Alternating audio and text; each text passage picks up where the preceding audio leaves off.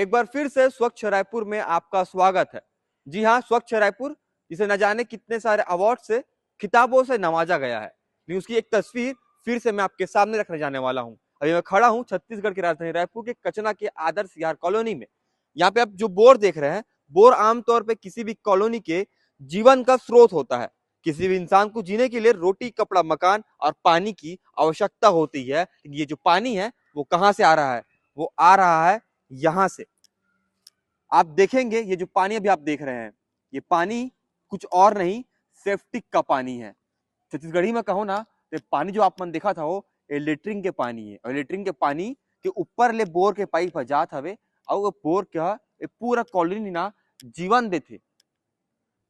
तो कल्पना मात्र कीजिए कि यहाँ पर क्या स्थिति होगी जब यहाँ पे के लोग इस पानी को अपने दैनिक जीवन में उपयोग क्या करते होंगे।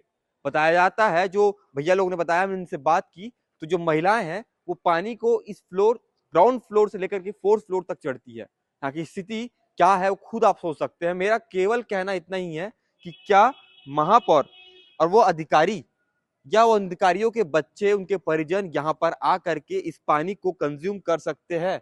क्या वो यहाँ पर आ करके खड़े होकर के 10 मिनट गुजार सकते हैं?